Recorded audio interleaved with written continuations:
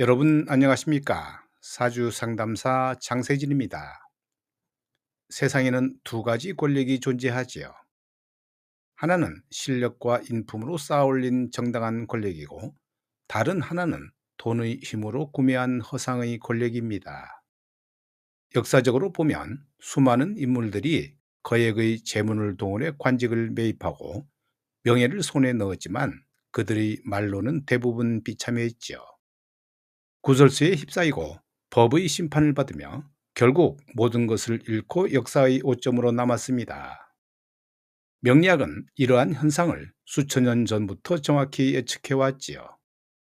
사주팔자 속에는 그 사람이 어떤 방식으로 권력을 획득하고 어떤 방식으로 몰락할 것인지에 대한 청사진이 숨어 있습니다. 오늘은 그 중에서도 가장 위험하고 불안정한 구조, 바로 돈으로 벼슬을 사는 사주의 5가지 핵심 특징을 깊이 있게 파헤쳐 보겠습니다.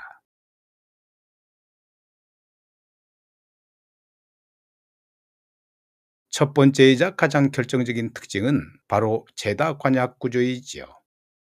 재성은 명리학에서 돈과 재물, 물질적 자원을 상징하며, 관성은 권력과 명예, 사회적 지위를 의미합니다. 정상적인 사주에서는 이 두 요소가 적절한 균형을 이루어야 하지만, 제다관약 사주는 재성이 지나치게 강하고 관성은 극도로 약한 불균형 상태를 보입니다. 이것은 마치 거대한 자본을 가진 재벌이 약소한 정치인을 소나기에 넣는 것과 같은 구조인데요. 이런 사주를 가진 사람은 본능적으로 깨닫습니다. 자신의 실력이나 인품만으로는 원하는 사회적 지위를 오를 수 없다는 사실을 말이지요. 혹은 더 나쁜 경우 그럴 필요성 자체를 느끼지 못합니다. 그들의 전략은 명확합니다. 넘쳐나는 재물의 힘을 이용해서 약한 관성을 조정하거나 매수하는 것이죠. 현실 세계에서 이는 정치 후원금이나 거액의 기부금, 은밀한 로비, 뒷거래 등의 형태로 나타납니다. 표면적으로는 합법적인 기부나 후원처럼 보이지만, 그 이면에는 특정 직책이나 명예를 확보하려는 치밀한 계산이 숨어 있지요. 제다 관약 사주의 소유자는 종종 자신이 원하는 공공기관의 이사직, 정부위원회의 위원직, 명예로운 사회단체의 대표직 등을 돈의 힘으로 손에 넣습니다.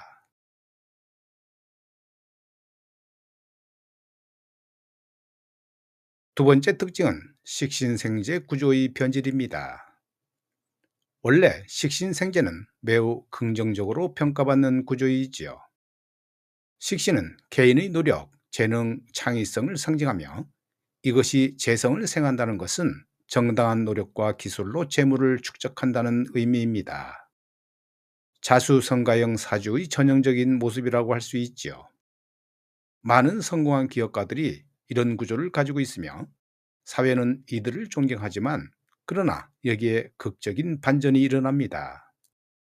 이렇게 정당하게 형성된 거대한 재물을 약한 관성을 채우는 데 사용하기 시작하면 전체 서사가 타락의 길로 접어들지요. 초기에는 땀 흘려 일하는 성실한 사업가였던 사람이 재력이 일정 수준 이상 쌓이게 되면 갑자기 사회적 영향력을 구매하려는 욕망에 사로잡히는 겁니다. 이런 사주의 소유자는 스스로에게 이렇게 합리화하지요. 나는 이미 충분히 노력했고 정당하게 돈을 벌었으니 이제 그 돈으로 내가 원하는 사회적 지위를 얻을 수 있다고. 그러나 명략은 이것을 전혀 다르게 해석하지요. 식신으로 번 재물은 더 많은 창조적 활동이나 사회적 가치 창출에 사용돼야 하는데, 그것을 단순히 명예 구매에 소진하는 것은 본래의 기운을 왜곡시키는 행위입니다.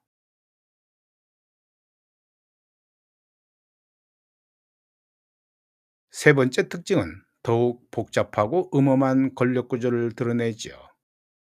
일간이 약한데 재성이 극도로 강할 경우 재성이 일간을 압도적으로 제어하게 됩니다. 일간은 사주의 주인공, 즉 본인 자신을 의미하지요. 일간이 약하다는 것은 자아가 불안정하고 정체성이 흔들린다는 의미입니다. 그런데 여기에 막강한 재성이 더해지면 그 사람의 모든 사고와 행동이 오직 돈을 중심으로 돌아가게 되죠. 더 무서운 것은 관성마저 그 강력한 재성의 통제를 따르게 될 때인데요. 이것은 단순히 돈으로 벼슬을 사는 수준을 넘어섭니다. 이제 그는 돈의 힘으로 기존의 권력자들, 즉 관료나 정치인, 공무원들을 움직이거나 정책의 결정에 막대한 영향력을 행사하기 시작합니다. 이런 사주의 소유자는 자신이 직접 공직에 나서지 않지요. 그럴 필요가 없기 때문인데요. 대신 뒤에서 실세로 군림하면서 자신의 재력으로 여러 권력자들을 동시에 조정합니다. 정치인에게 후원금을 내고 고위 공직자에게 퇴직 후 자리를 약속하며 언론사에 광고비를 쏟아부어 여론을 조작합니다. 이것이 바로 돈이 곧 권력이 되는 상황의 명리학적 설명입니다.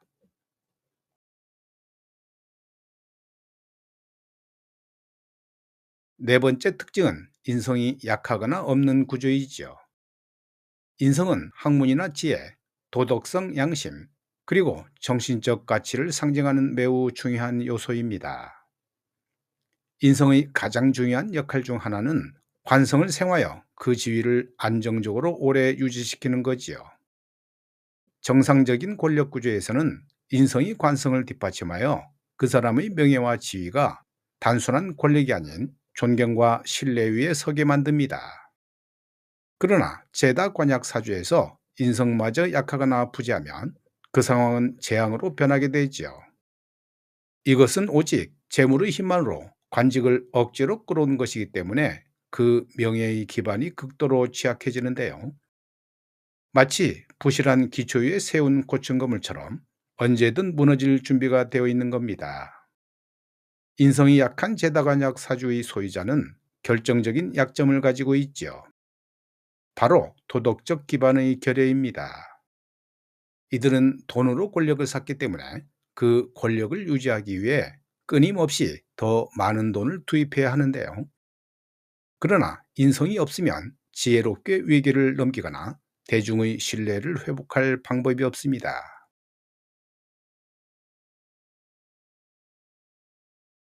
마지막 특징은 지속성의 부재, 즉 필연적 몰락의 가능성이 있지요. 돈으로 벼슬을 사는 가장 비극적인 측면은 바로 오래가지 못한다는 점입니다.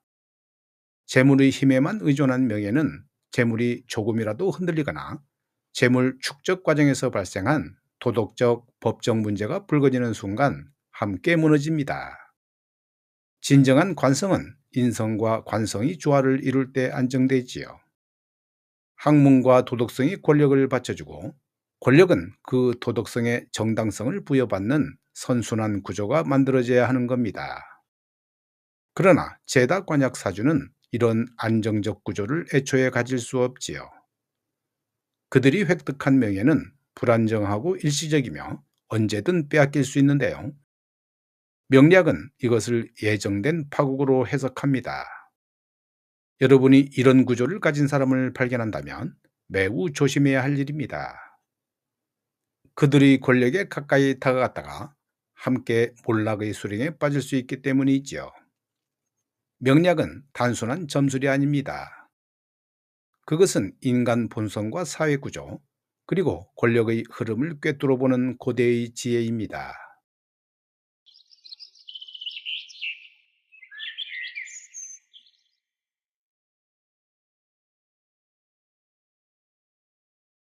이 명조는 6월에 태어난 무신일주 남명인데요.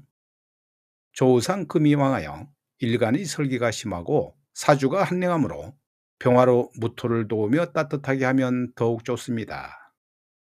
이 사주는 식상과 재성이 강해 일간 무토가 겁재에 의지하는 형국이 있지요. 성장기에 식상은 홀로 자리가 안정되지 못해 공부운이 없습니다.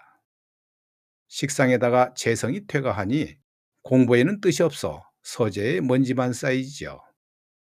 다행히 김희씨에 태어나 겁재가 통곤하여 겁재를 용신으로 삼습니다. 인성이 없고 재성이 있거나 인성보다 재성이 생기가 있으면 공부보다 재물에 관심이 많지요. 운까지 재성운이면 이상을 접고 현실을 따른다고 할 수 있습니다. 이사주의 주인공은 화토운에서 돈을 주고 관직을 얻었지요. 그리고 정사병진대운에는 왕성한 인성이 이를 꾸미니 관성이 좋아져 벼슬이 한 단계 더 올랐는데요. 을묘대운에는 충국으로 인해 조용하지 못하니 파직되어 전원으로 돌아갔다고 합니다. 오늘 영상은 여기까지고요. 시청해 주셔서 감사합니다.